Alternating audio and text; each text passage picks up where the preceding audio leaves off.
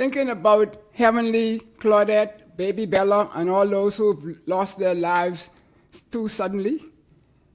Stressed out about how we could be here today and gone tomorrow. Pause, think about it intentionally, and consider where we go from here. Stay tuned and listen to what Candy Gibson has to say from families of all murdered victims on overcoming the pain of losing a loved one tragically. Join our co-sponsors Dom Dev Enterprises and Apache Investments and our friends down there at Islandese and 242 Elite as we ask questions that is pertinent to our society today that help us raise the lid so that we could become a better country. Post your questions. Tell us where you are, what you would like to hear answered, and we will go from there. We'll be right back. Something to think about with Dale Happy Knowles.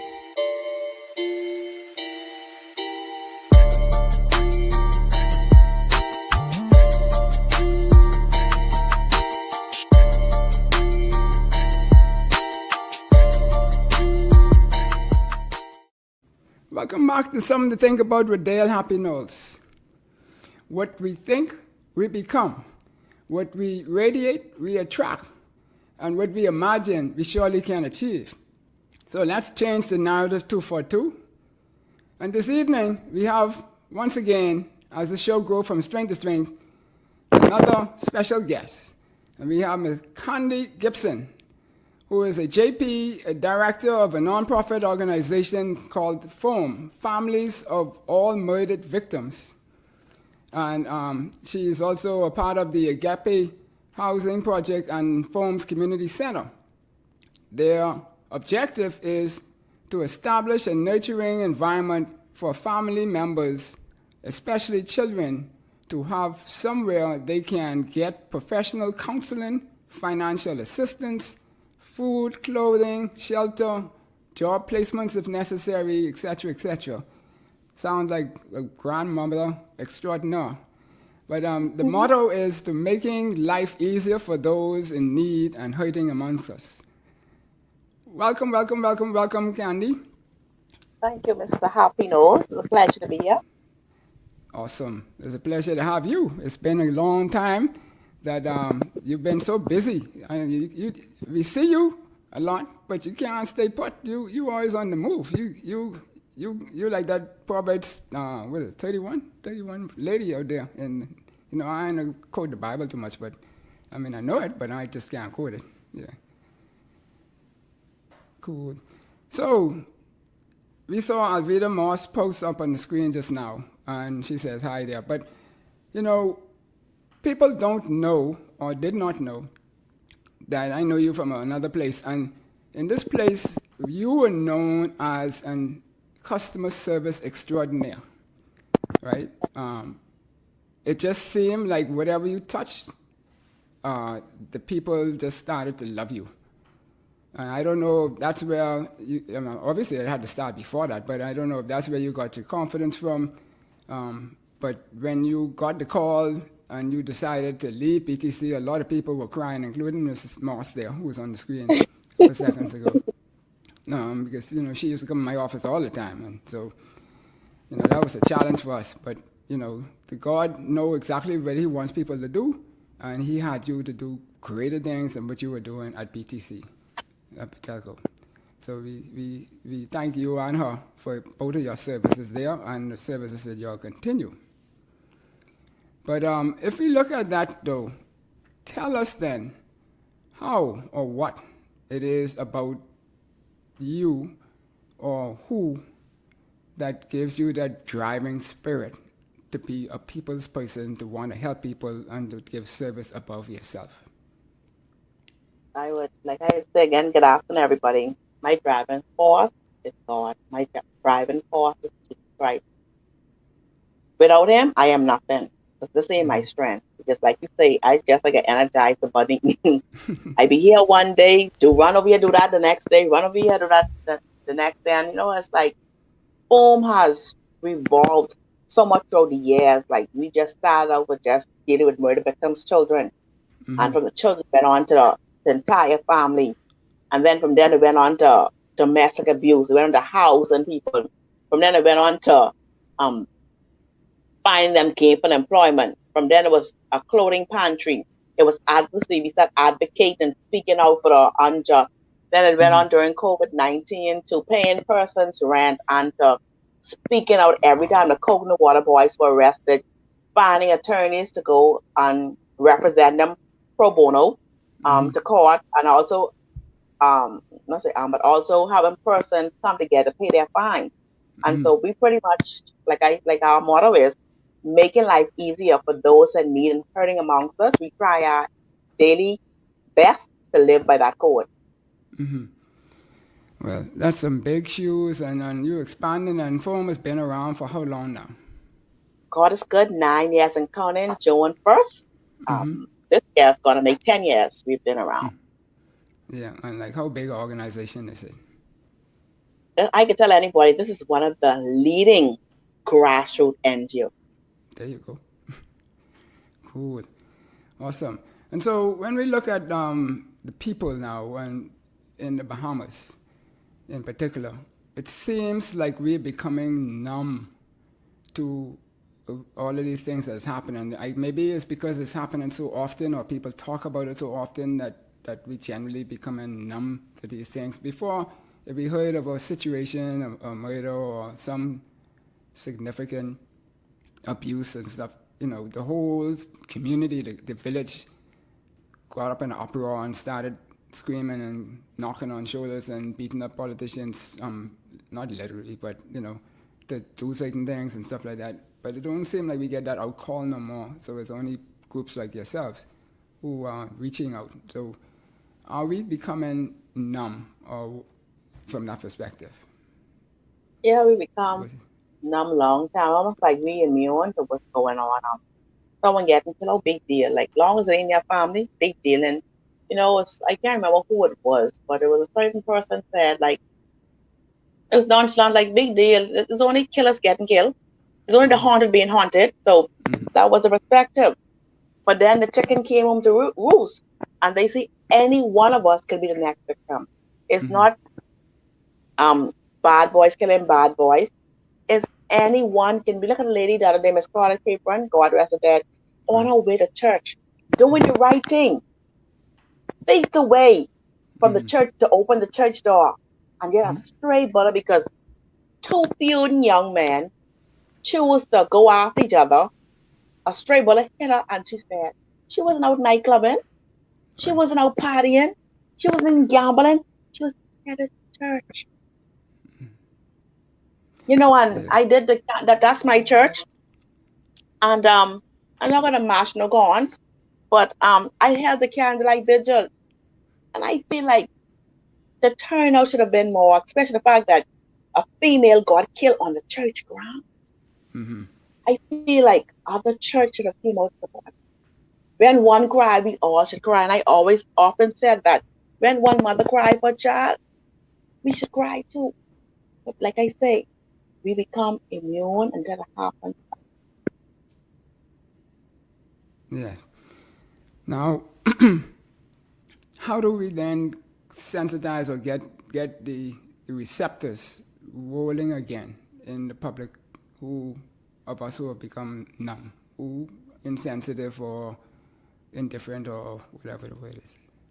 To be honest with you, we are living in the last days. The Bible speaks of the heart of man wax cold, and this where we actually see it happen. The heart of man have waxed cold. Men are now becoming lovers of themselves and pleasure of themselves. And so I would want to say this, for you to be sensitized to this and to be compassionate towards this, you have to have a passion for it. This have to be in you.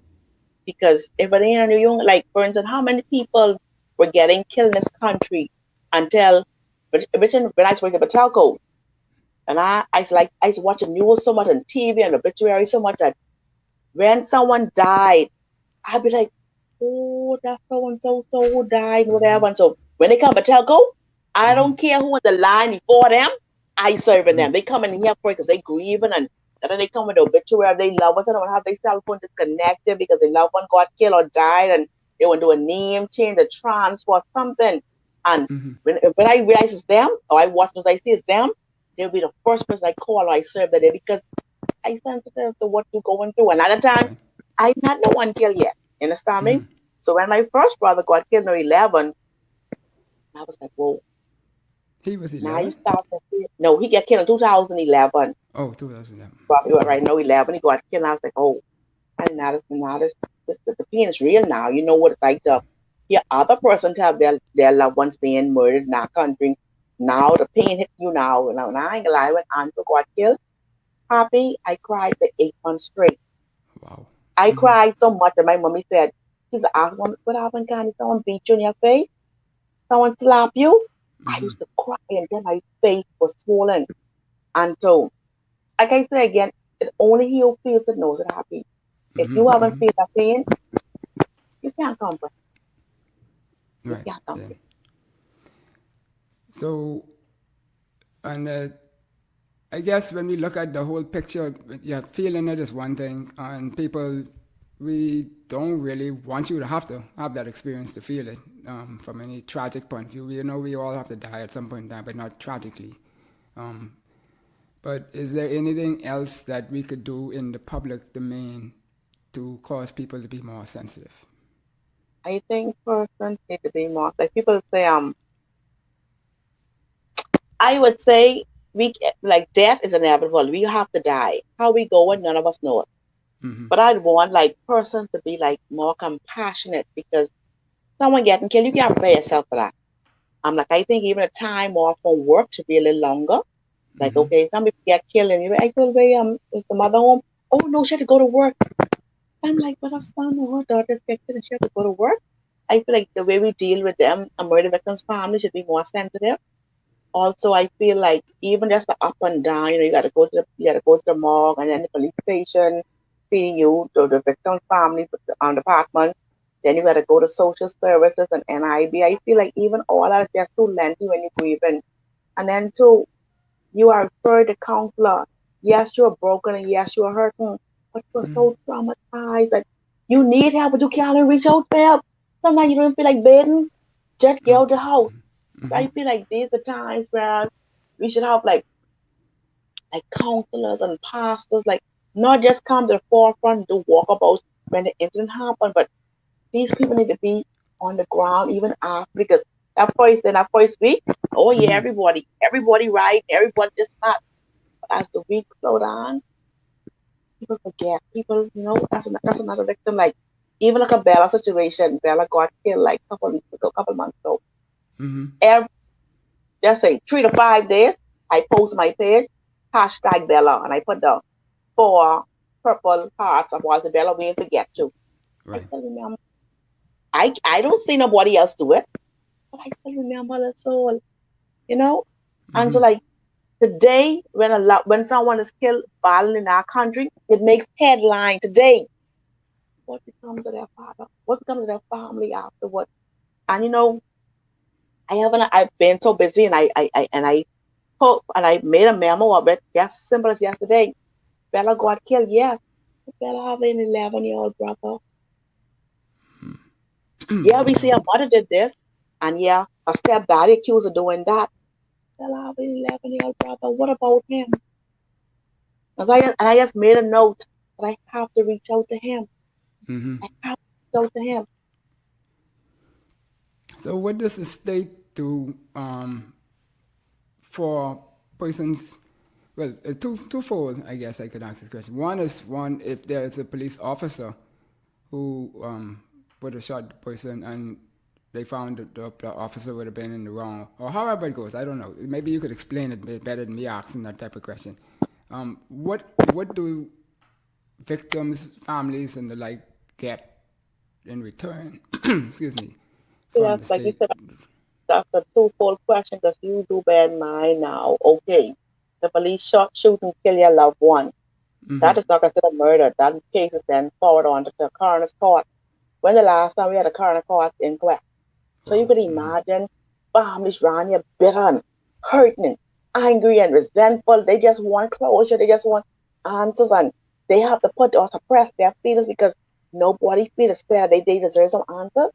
Mm-hmm. And you know what? Another thing too is like, okay, I can't speak for nobody because I wasn't there when these people get killed.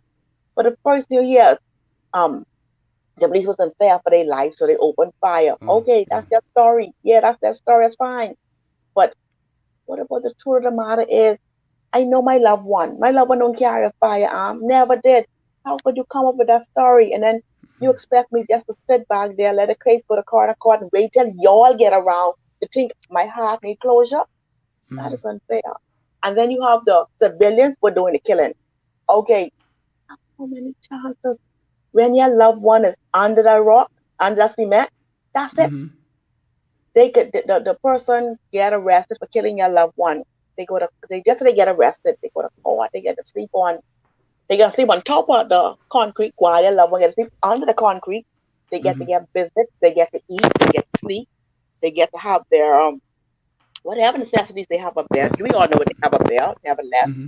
And so, and if they get bail, that's the Constitution right. You are entitled to bail because a man is innocent, woman or man is Mm-hmm. innocent, they're proven guilty. Okay, you get bail. Okay, that's how you get convicted. You go to Supreme Court, that's how you get convicted or you get freed. However, if you get convicted, you get to go to the appeal court and you go to a privy council. You have so much chances. But when you kill our loved one, that's it. That's Mm-hmm. it.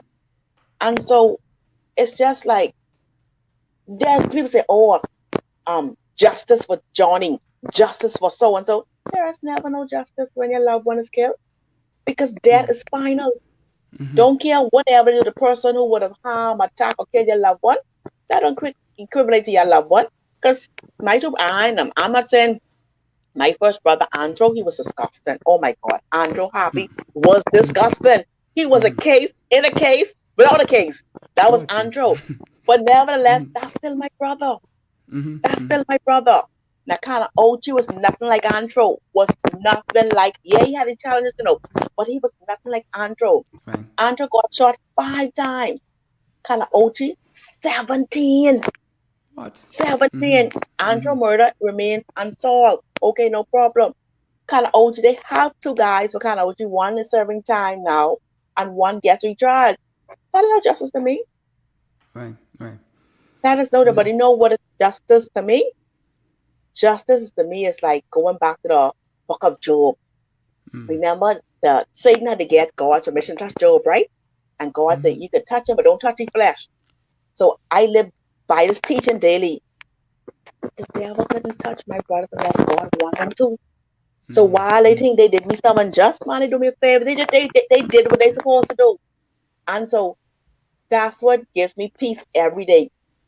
They did what they were supposed to do. Supposed to do it. Mm-hmm. Well, Yeah, I guess that's one way of looking at it. so I look at it. I always say that the good Lord wrote many, many, many paths for everybody, and it's for us to choose what path we take. And the circumstances that come about as a result of depending on the path that we chose to take. But when we look at this now in terms of what you just said, that paints a picture as if that it pays to be criminal minded or criminal in actions, because even though after you might have gotten caught, you still living better. I shouldn't say living better, but living with substance, with items that are going to keep you afloat. Whereas people on the outside, if a loved one who was the breadwinner or somewhat could cause a breadwinner now not to function, now has to struggle in terms of how to continue to build their family. And so what the support system is for that. If we take a firm out of the picture, what does the state or any other private entity out there, insurance or whoever, what does those things do to support persons, victims of in this case, like families and friends? First of all, I really can't say what does anybody else. I know what this phone do. I know one thing for sure. If your loved one is murdered and he or she doesn't have sufficient contribution in an NIB, their child does not qualify for survivor's benefit. So that's a no-no. They get nothing from NIB. That's one. And so that's where home step is. When my brothers got killed, they left children. And they didn't have sufficient contribution in, so their children couldn't get anything. And I'm saying to myself, if your loved one get killed and they only make five contribution, and that's just $5, give the children the $5. That's Right. simple. What it could be there for? That's my 5 cents.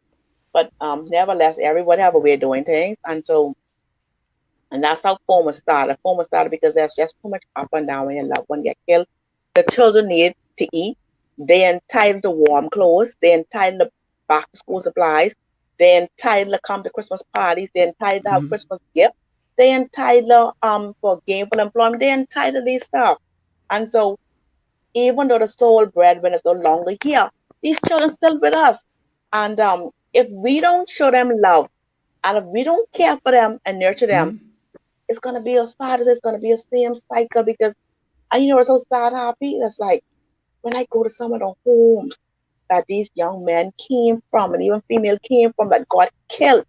I'm like, there was no way out. Right. Right. That there was no way out. It's just the parents, right? Yes, you The understand me? perspective And they then, get, right? yes, you understand that the brother didn't have a chance, didn't have a fighting chance. You grow up in this community all your life. This is what you see all your life. Your uncles them did drugs. Your brother did drugs. Your daddy did drugs. Your grandfather did drugs. What chance you get? The whole community is drugs. And then you have these young men today. They all seasoned criminals. They all now an age. So they breeding in the young men. They Right. breeding them in. They're pulling them right in. And then what's so sad too? Certain areas you can't even, the front can't go to back. The back can't even go to middle section. So what chance do they have? Yeah. And You it's keep just them in bad. grades. Otherwise, yeah. Somehow. Yeah. We have to, some persons can't even come to the area and go to the next area unless it be a problem. And you can imagine, happy, you go into school with me, just say all your life or through high school. Now we out of school, I can't even hail you because you ride in one gang or you in this area. If I hail niggas, might think I supplying with firearms, so they might come and collect me, or they might think I Right. snitching. You could imagine. And so happy we have to look at this crime thing in a way, whereas like we have to be open minded. We can't just deal with this one way because this the crime in our country and even in the world is just like it's just like a big round cycle. Cycle. Yeah. It From continue, it goes on, and it goes on. It's like a revolving circle. Yeah.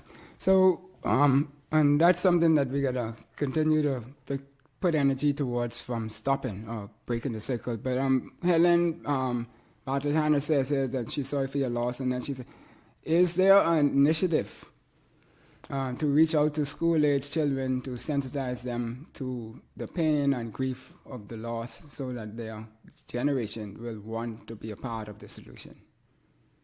Yes, we have. I'm gonna tell you what. We have so many plans. We have so many workshops we want to do, but don't care what you do, happy. It boils down to funding.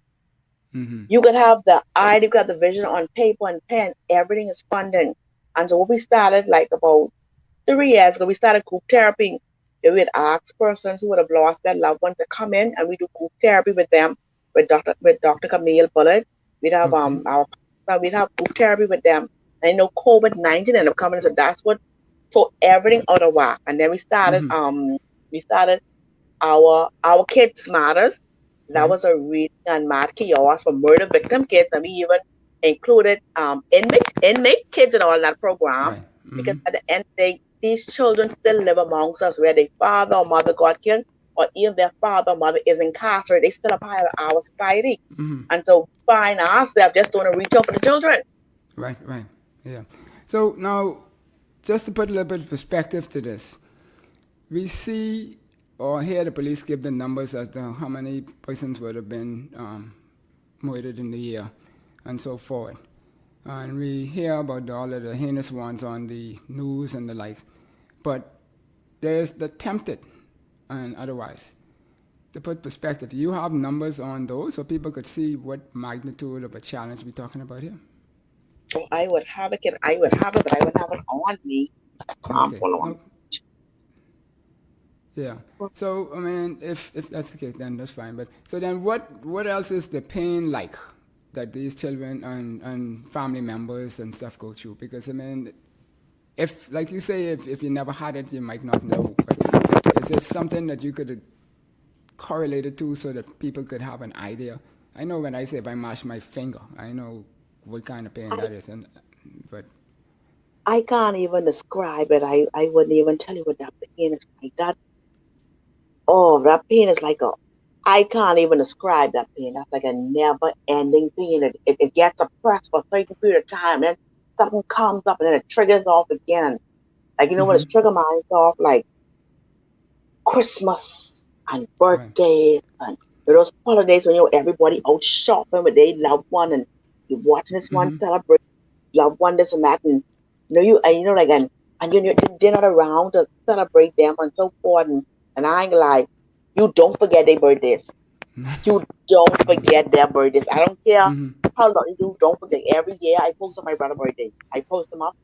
You don't forget the day they got killed. You never forget it. Happened. I went and it was so sad to happen. Some persons got killed and even leave them with me a child to even hold on to. So I'm fortunate my brothers got killed and all together they left 6 kids.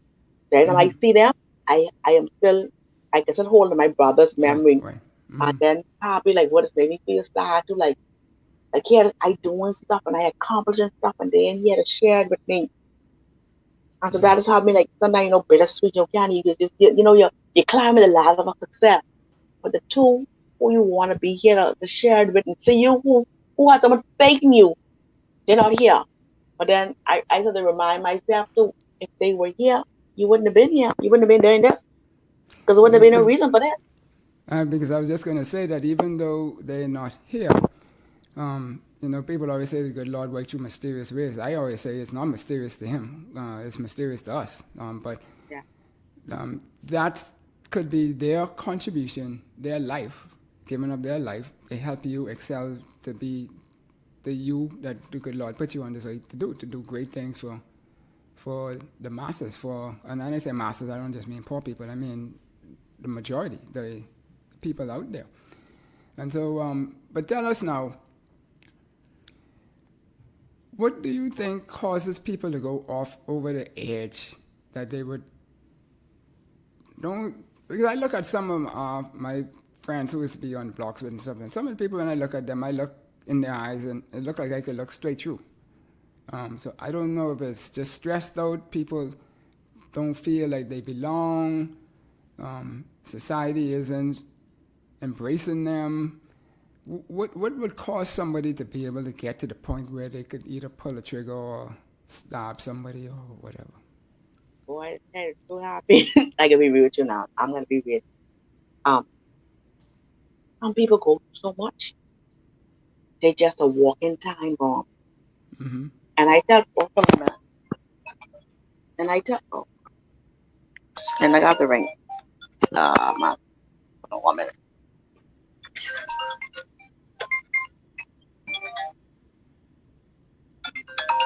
Yeah, so folks, we have something to think about with Dale Happy Knowles, and we're here discussing the Sorry about that. Yeah, like I tell conversation person with Candy Gibson and talking about overcoming the pain as a result of some of these items that murders and tragedies that has happened. Go ahead, Candy. Yeah, like persons like there's so many stuff persons go through and we don't take it serious until they explode. And then you have some people too who what I could say, what would I say? Some person you can't even say it's a lack of love in the home because some people they grow up with everything but they still have an issue. So I can't really pinpoint what it is that causes the trigger off. Right. But the Bible tells us a kind word turn away wrath. Yeah. And until we start to put the Bible back in our daily life and Jesus first, I think we're gonna continue triggering people off or marching their corners. Even me sometimes too, I go someplace too. And the people, I mean, you ever see a person with an unapproachable face?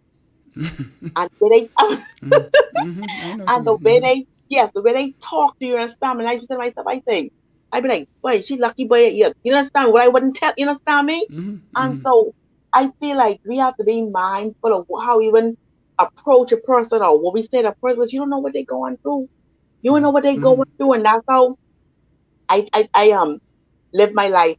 give it home before I like just say like I've been somewhere one day and the lady after was so sick and I say, hey, I said, Miss is everything okay? You and I said the same you. I say I always come in here and your attitude is not like this. I said, what and then I said, let's talk and then she said, I just had a rough day, I didn't get to sleep last night, really book because I say I understand I tried to let me tell you something else. You work in a service environment and your attitude can determine your altitude. Just suppose someone walk in today and take you off this job. Was watching it a while, I want Right. to take you off and give you a bigger position. But the day they come, your attitude off. You didn't get to do again. No. And so I was able to calm her right. And I said, because I've been coming in, I've been observing you, and she was able to calm down. And so I still feel like it goes back to love. It goes back to compassion. We have to be mindful how we treat each other because we don't know what their daddy got killed, who boyfriend died in their arms, who mothers died of cancer, who lost their jobs, who fighting their car. We just don't know. So we have to always be. Now, I think it be perfect. Something you myself, I'm Yeah. off this, but Yeah. I have to step back myself. We just have to be kind in our words and kind in our thoughts, a person. Yeah. Wow. Love thy neighbor as thy love thyself. That's what I always say. If we could Yeah. do that, first we got to love ourselves, but if we could do that, it's great. And so Alvida saying that does Forum have a food pantry? Yes, we do. We had one now for 9 years and count. Yes, we Wow. do. Yeah, we don't turn persons away. We have disabled persons come to us. We have the senior citizens come to us. We don't just have murder victims. Our pantry is open to all.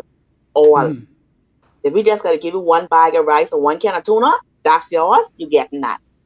And we Yeah. also And we had a female shelter, but it's now a housing project because we have males and females live there because COVID-19 came and we had males who were homeless too. So we right. now turn into a housing project. Right. Wow. That's awesome stuff, man. Awesome stuff. And so Helen is saying here again, I say, has the government expressed an interest in subsidizing your program? That's pretty much the same question I was just about to ask. Yeah. I would say yes. We do get governmental sponsors, but the issue in our country, see, I vocal bad. I vocal like Bannister say, you can mess on me and call it ice cream or call it peanut butter. If it doesn't look right, it doesn't sit right, I can speak out. And that's me. I believe in equal rights and justice for us all. I can speak out, I can tell you what you should do, whatever. And so, and some people are very thin skinned, you can't really tell them what they should do because as far as they're concerned, they have all the answers, but me Right. who on the ground working every day, I can see the problem and Right. somewhat understand the solution. Yeah. Right. And so we're coming up on to the break where we could advise for some of the persons who support the show here, something to think about Dale Happy knows. But before that, a couple of questions. Why are we seeing this elevation in cases? Does it You mean a seem like murder it's case? happening more and more and more and faster and faster and faster? You Now, mean I a don't know if murder it's just case? that we now on social media or the like and we getting to know about it more, or this is an actual increase. You mean a murder cases or domestic violence? Both, yeah. Well, like I would say it again, this is prophecy being fulfilled from the Bible. Um, you must realize now that poverty is the lovers of money, people the root of all evil. I think poverty is the root of all evil because once a person is poor, they don't have time to learn. They're trying to make that money. So which means that their children be in school, get their education, they out selling canap and juju and so forth. The children don't want to go to school because they probably go back to school in the same shirt and Great, pants right. and gun and singing up or whatever. Then you have some children, sad to say is don't care how we try with them. They just gifted with their hands. So they might not have it up here mentally, but they gifted with their hands. They can fix this, they can do that, they can do that. And so we have to now look at ways whereas we can reach these children where they're at because you can imagine you forcing, oh, can they read this? Can they do that? What is X plus Y equals 10? Right. I do all this, but this can't help me fix the TV. This can't help me fix the iron. So I feel like we have to now meet these children where they're at. We know at grade 6 or 7, they say, guess what, scan in into this, scan in the cosmetology, change the fix in Right. here, change to that. And so we now have to be ensuring where they are for a better future of our Right. country. Yeah, and so you touched on what some of the drivers are for that already in terms of the behavior, but and on that same line as to helping the children, then in those children who are struggling, how does the pain manifest itself? Is it through acting out themselves, or what? Yes, So people the would know pain, what to look out for, right? pain do manifest. Like I said, children could suppress it. We all suppress it. We all, like, I'm not gonna say word, like, I witnessed my boyfriend got killed in 2015, Wow. and I suppressed that. I suppressed it like for basically like about 5 years. I suppressed that because I was so busy worrying what people think of me, and the whole yada yada whatever the case. I suppressed it 5 years, 5 years, and after 5 years, I cried. I cried. Like, I was so busy worrying if I would have been killed or whatever, whatever. So after 5 years, I actually cried. When I say cried, I cried, actually let it all out. But I've seen, like, murder victim children are hurting. They're hurting silently. Like, it was two situations. This hit me because it was my family member. My nephew, Christmas gone. He is now 15, and he said, "F a Christmas gift. Just give my dad folks back."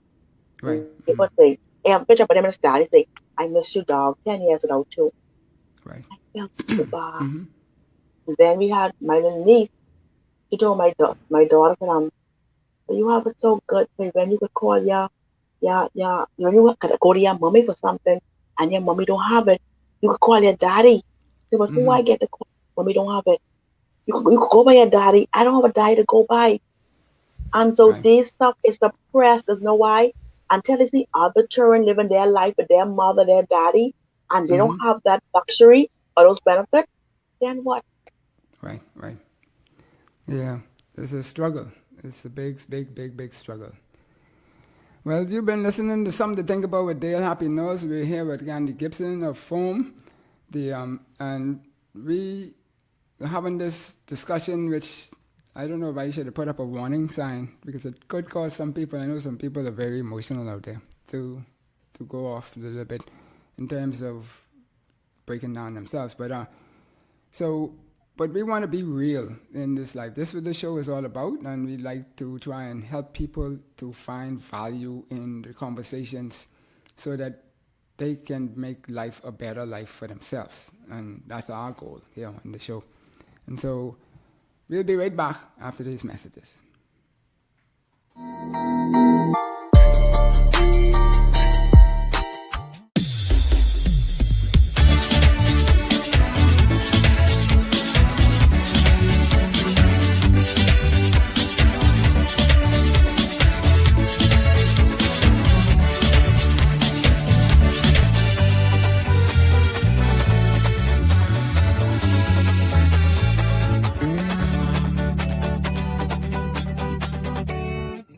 Sammy's Chicken. There's nothing like it. Sometimes it's hard to find a company that can get the job done right. At Mission Complete, we do just that. Mission Complete offers a wide variety of services from janitorial to sanitation to pressure washing pool decks and patios. We're also proud to offer COVID-19 decontamination for your home or business. And for those multi-legged critters, we call in our pest control and rodent team. Why call 4 different companies when you can call just one and get the job done? Call us now and let's get this mission started.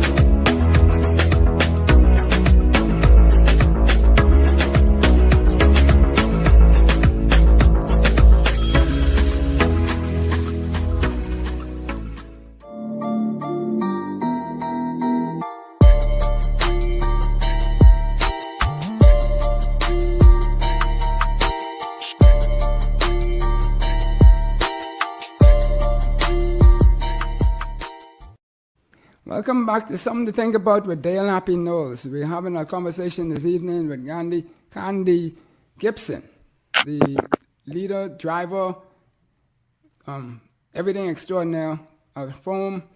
And we're talking about overcoming the pain that manifests itself as a result of death and tragedy and the like. So welcome back, Candy, to the show. Thank you. You're welcome. You're welcome. So when we look now, moving forward, and we look here at how does foam help overcome the pain from this tragedy, and then the NGOs, other NGOs, public, government, what exactly? Walk us through a day in the life of members of foam. Okay.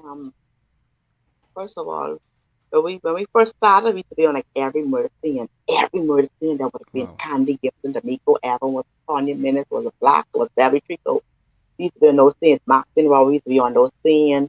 Hugging the family, whatever, counseling the family, walking them through the process. But through the years, I stopped going on the murder scene. But what we do is the day after, or maybe 2 days after, we go to families, we hear them stories. Sometimes my mother would tell you from her having labor pains, from she had that child, her having labor pains, to him going to school, his teeth dropping out what he'd say, and very bugger. And sometimes you go and you will spend 15, 20 minutes, sometimes you're 15, 20 minutes, and like probably like an hour, maybe an hour, 15 minutes, and you can't shut them up. They just want vent. So if they want vent, I just have to just take my shoes off, just cross my leg, and just start listening and hear what they gotta say, and so forth, And so then we find about the kids. Are they the kids left any kids behind? What ages, what school they go to? Are they the children with one baby mom? Do you have a contact number for the baby mothers? We get that information. Now we sign them up for our program, but now we're trying to get some cards now that when we go out, we'll be able to give them a card. They'll be able to come to the office, and the card will have from January to December. So every time you come, you get the card punch. You say you were here in this month or whatever month ago. So we give them the grocery assistance. We provide new and glues clothes for the children. We also get their names. So Christmas come, we get persons to sponsor them Christmas gift. We also, before the COVID-19, we had person, we got to adopt a child for back to school, where we asked person to adopt a child and get that child ready. Just like how you would get your own child ready for school, get that child ready for back to school. So we would do that. So we have made their life, their burden easy, and like whatever programs we have going, whether it's our kids matters, reading a math kiosk, we get them involved. We have persons involved to call them and check up on them, and God, it's so good. We just open up an outlet in Freeport. So Freeport, where the victims now have a place where they can express themselves, where they can vent, where them and their children get new and newest clothing and groceries. So we pretty much doing our part, like I said, to make life easy for them who are going to. And also, we had partnership with 6 preschool even before the previous administration did it. We had partnership with 6 preschool that if the father or mother got killed, they get free scholarship in age between 1 to 4. Free scholarship. That's what the time they're there from 1 to 4, free scholarship. So yeah, so I mean, these are real, tangible, and meaningful and impactful activities. So I'm sure you all would welcome support from whoever out there around the world. Once it's laudable, I'm sure you follow all of the KYC rules and all that kind of stuff as an NGO yourselves and so forth. But what does foam reach out into coordinating or collaborating with other NGOs or the government or people in the public itself to get more help or more assistance for persons, or you stick to the actual family? I know we collaborate with anybody. We don't narrow ourselves or box ourselves in. Like I said, our motto is making life easier for those that need hurting amongst us. That means we about this. Like I said, person, the door I haven't knocked on yet. It's the door that wasn't built yet. Okay. So I would knock on anybody's door seeking assistance for persons who need help, whether it be someone who's homeless, whether it's someone need a job, whether they need grocery assistance, rental assistance. I would be knocking on doors just to make sure that persons get assistance. And when we talk about that assistance now, because you mentioned some earlier where you said that persons, when an incident happened, they might need more time off. And so in the laws of the land, if you have a child, there's so much time that the mother is given off from work for the raising of the child and the bonding, I guess they call it, something like that. And then now even at least the Petalco union and maybe some other unions negotiated for the father to have similar time. So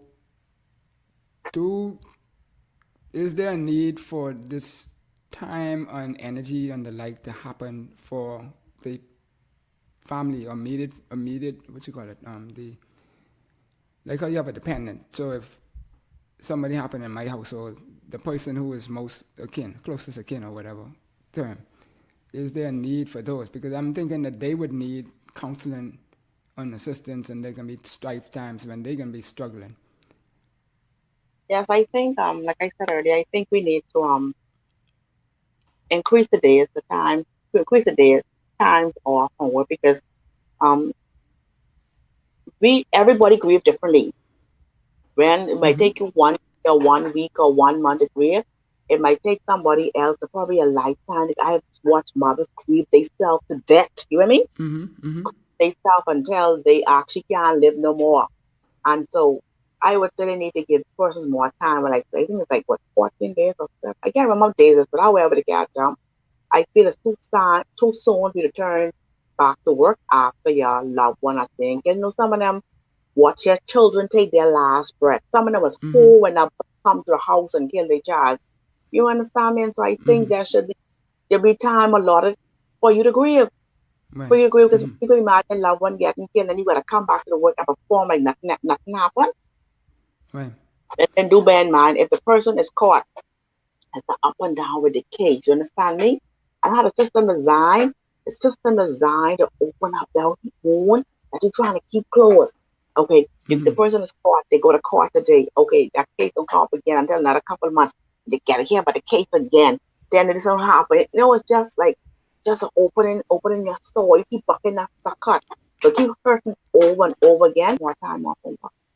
Yeah, and so when people say they want to bring closure, that's what you're talking about now. Because if particularly with the coroner's case, and I heard the minister speaking of it the other day, or one of them speaking of it the other day, that really and truly it's under capacity, so it can't really keep up with what it needs to do, and so it's a disservice to the families of the victims or persons who were there, and so forward. So all of that plays a big role, and you would have gone through it twice. I mean, once is not enough. You got to do it twice. But so that must be very strenuous on yourself as you go through doing this type of work, right? And I know you, like me, you say if you're doing what you love, it's not work, but it's still be human, right? We are human, so we can feel it somehow. So how do you separate doing and going at the pace you go at with all of the energy and focus and dedication and drive to help people when, like you say, a birthday or this or that comes up and it triggers something in the mind, and then you have flashbacks with your brothers and stuff? How do you keep going through it? How do you separate it for one to do it? Yeah. Happy, like I would say again, it's only God. It's even my strength, and even it's just not even me, because only God have me here to be the strength for many. Good me, I ain't gonna word lie. I do have, like the other day, I did a video crying, like someone to get killed, and I was just so broken. I was just crying.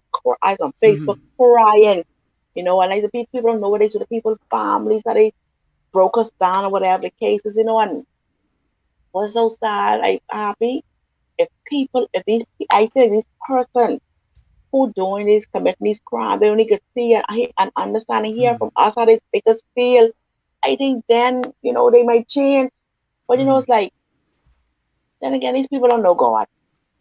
Then again, I can't say they know God, because I knew God and I want to revenge. I was in church evangelizing, doing a liturgical dance. When my first brother get killed, I wanted blood. So I can't say they know God. It's just that we just live in a world with good and evil. Mm-hmm. Oh, we just Wow. don't know where good and evil. So keep God on your compass, and then I will keep you Yeah, straight grounded. and Yeah, going yeah, in the right way. yeah. Right. Okay. So when we look at the attitude now of these young youths and the oldest who are committing these heinous crimes and the like, how or what is it about their attitude? Is it our autopsy, the program of our autopsy that is breathing for people who want to tell you that they can do these things and get away with it, or is it something Well, else that is driving people to do these type of activities? coffee, I can't even say yes, and I can't even say no. You know, some people they um they born and doomed to failure. Some children have no way other way out. I just shared a video on my page like a few days ago. Two brothers got killed on the same day at a barber store. And then when you trace back and guess what who their father was, okay? They trace back to who their brother is. We have had 3 generations sometimes killed. The granddaddy murdered, the father murdered, and this child murdered. But I do believe that there's something called generational curse. That we have to curse from the root, and that come out by prayer and fasting. We have to stay on knees and we have to pray. Because nothing of this is under the Son of Jesus Christ. But there's something called, I would say, um, generational curse. And then too, the Bible say you have to separate yourself from amongst them. Sometimes when people see change, they have to come out from these areas or come out from what's going on. And it's so sad, you know. You would hear stories with Jeffs when he or she was about to come out, got killed. They got killed happy. So it's the environment, yeah. Some is generational curse, yeah. But it goes back to poverty and education, not being able to understand. And it's seriously in our country. So like I just had a young man in my office today, and in a situation I reached out to him and he came here I'm not gonna tell you word lie happy. I thank God for the gift of influence I have in my life. And I told myself something. I say, I don't get paid to do this, you know. I doing this because you know why? When my second brother got killed, the pastor gave an altar call. He said, which one of you will stand up today and say, you would not allow a wounded soldier to die? I picked up the mantle. I stood up. I said, I will not allow a wounded soldier to die. You have some men out there happy. They reach out for help in their own uncertain way. We just have to be in tune to understand the sign. You understand me? But they're reaching out. We just have to have our eyes open to see, I guess, what this young brother needs help. You know, he don't have it all together. And this young man sat in his office today happy, and he cried his eyes and heart out. You hear me? And I said to him, I feel blessed today. He said, what you feel blessed about? I said, I was afforded the opportunity for you to be real in here. You don't have to be macho with me. You don't have to be rugged with me. I was afforded the opportunity. I feel honored for you to be in here and express yourself the way you did. Right. And he left the office. And, you know, we still in contact and whatever the case is, you know. And so we just have to try to win them by all costs. And this where, like I say again, don't care what we do, go happy. If we ain't doing with Christ, he's a failure. Yeah. I ain't perfect, man. You happy. So Yeah. everything I do happy, I put God in the first. I try look at people the way Christ looked at me when I was in my mess. Right. And I was a mess. I was in cow web and spider web, all the webs, even webcam and all. I was in that. But but God had mercy upon me.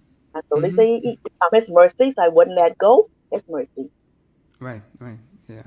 And so that begs the question then, are men in our society sympathetic to the cause, or when persons are killed, what's happening with families and so forth.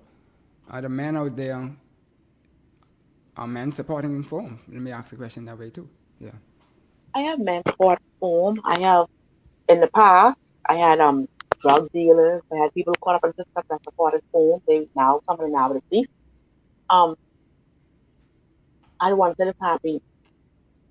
You see this? Mm-hmm. It's hard. Mm-hmm. All of us have barrier. All of us have a conscience. Mm-hmm. Mm-hmm. Some we might have to pry a little deeper, little deeper to get in, but we all have a heart. And if you hear some of their stories and know what is right for what they're doing, mind you, but how they got then, why this happening, what didn't happen. You have a lot of men walking around happy with a boss, but they're Mm-hmm. broken. Yeah. You have a lot of men who in this gang were molested.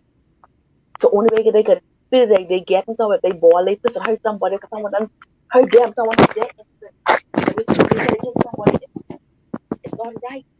Right. But we don't know what people going through. They do dig deeper, and you see, like when I hear stories, this person get killed, or this person, they say this person killed someone, and the person I go to is, who his mommy is, but who his daddy is, and they say, but you're not someone. So I thought, oh my God, daddy got killed. I think when he's how old, and when Mm-hmm. you hear the story, like when I went Freeport the other day, lady, her son got killed at 20, and a couple years later, fast track now, her next killer shot and killed by the police. And Mm-hmm. because they said his brother got killed, and they never knew who killed the brother or names were called, and they never got arrested. He just turned up beat. Wow. So some people, we don't understand what triggers people off. I know a guy right now, his brother got killed, and they wore purple to the funeral, and every time he see purple, he goes crazy. Wow. Mm-hmm. But people don't understand. People don't understand, Yeah. Well, we're coming down to the end here now. So I wanted to ask these two questions. Well, one question mainly in terms of for 2022, what is FOAM's goals? What would you like to accomplish? Okay, to be honest with you, Mm-hmm. I want a bigger building. I need a bigger building. Where is your building? Yeah, so people can know. Number six, Yeah. number 68 Alexander Boulevard is the Nassau Village. Okay. I have Mm-hmm. outgrown this space so much. I believe in God for someone to bless me with a building. Mm-hmm. If the government wish to bless me with a piece of crown land, that could be a perfect start. Yeah. Mm-hmm. But I believe in God, like to bless me with a building. Mm-hmm. I'm happy. Um, we feed persons every last Friday in a month. Okay. That came courtesy of the Revolutionary Black Panther Party, but we want to do Mm-hmm. it now every last Sunday in a month. But I want to give them like when you go into a restaurant Mm-hmm. and you're able to see you want fish or you want chicken. Mm-hmm. I want they could be able to see what they're getting. They Mm-hmm. have a choice of just giving them what we have. I want Mm-hmm. people, they going through hard times, but they To build going some through it with dignity. Yeah. Mm-hmm. you understand me? So I want to be able. You Mm-hmm. want chicken or you want fish? You want mashed potato or you want rice? I need a bigger building. Mm-hmm. Um, I have a housing project now, but I want a all exclusive female shelter. I want where even person staying there and have the social services do the best they can. They keep up these Mm-hmm. 2 weeks going through.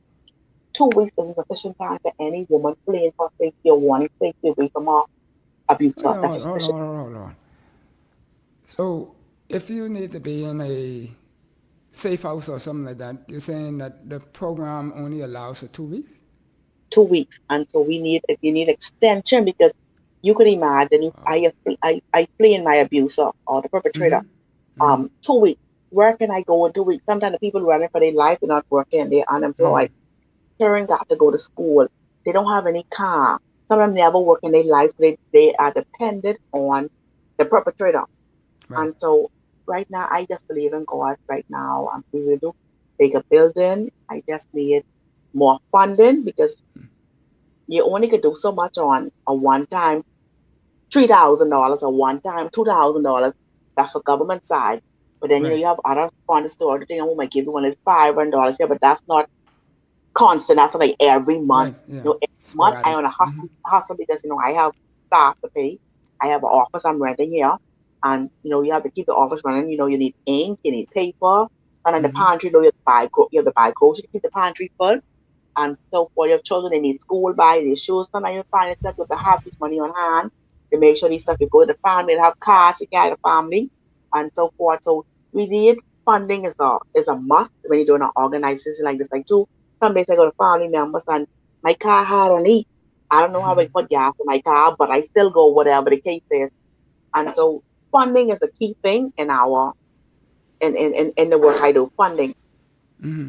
Yeah, so you all would benefit good if those people down there on the road who get gas from the sun would bless you all with electric vehicle. Yes, we would. That'd be good. And we'll send them a note and hopefully they will help you. Please. So I don't know if I want to ask this question, but let's just see here. Let me just ask it this way. Where do we go from there? Where does Foam and the Bahamas go in terms of being able to address and help people overcome these channels, cause the instances to reduce, and people to be in a better state, better quality of life so that we could have a better overall everything? How do we get there? We have a 24-hour hotline. My phone is, I tell people, that phone is a government. That phone is a people phone. People call me any hour, day and night with my phone. That phone has Patago time. 424-895. The numbers never change. The number goes everywhere. Even when I was in Canada, my number was with me in Canada. Okay. So we have a 24-hour hotline for the persons. We ain't plan to stop now to the grace of God. Once there's an issue, be prepared to hear us speak. Like I said before, the door that I haven't knocked on yet is the door that has not been built. And so we here. We out here. We here. Like I said, we open up a branch in Freeport where persons right now it's home based, but persons in Freeport have an outlet that they can go and get closer with their children. They have an outlet now where they can call a pastor and speak with a pastor, pray with them. Okay. Randy Fox, she's the senior community liaison officer down there, and she makes sure the children get what they need and so forth. So we here. We can't bring your loved one back, no.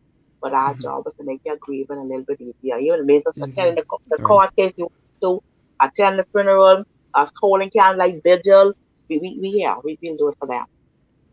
That's awesome. And I guess teachers and people who have that affinity would be welcome to assist with all your activities, particularly with helping with the children and building themselves to become productive citizens in the midst of all of this trauma that they have to go through. Yes, awesome. Well, Gandhi, we'd like to thank you kindly for blessing us with coming on the show to share what's happening with Foam and what's on the ground, what's real. Because, a lot of places we go, people just talking, but we talk it superficially, and we don't really get a good feel for what is really what. And we're glad that you took the time to share it with us today.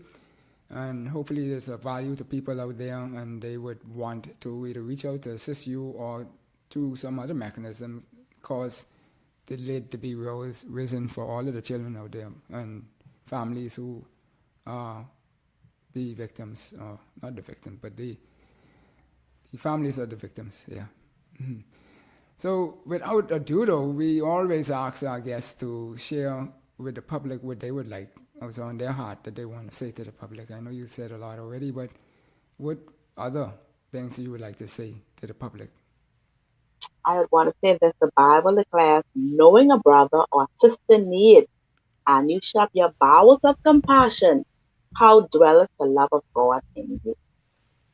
You gotta code that one. Yeah. Awesome. Very good, very good.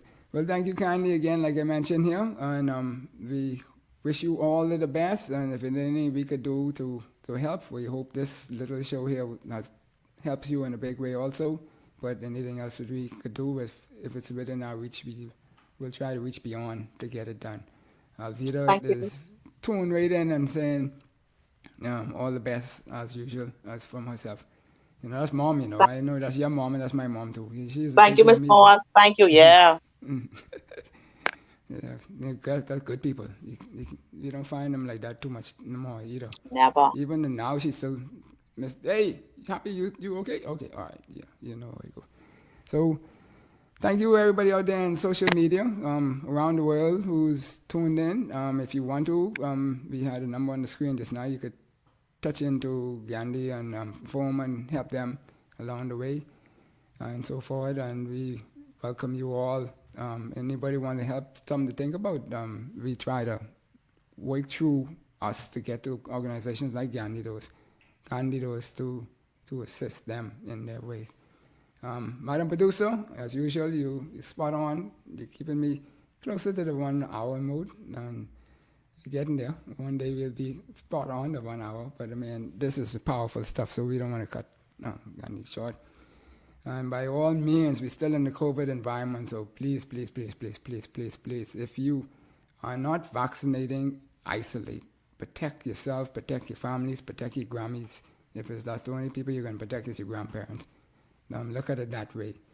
Stay safe and enjoy.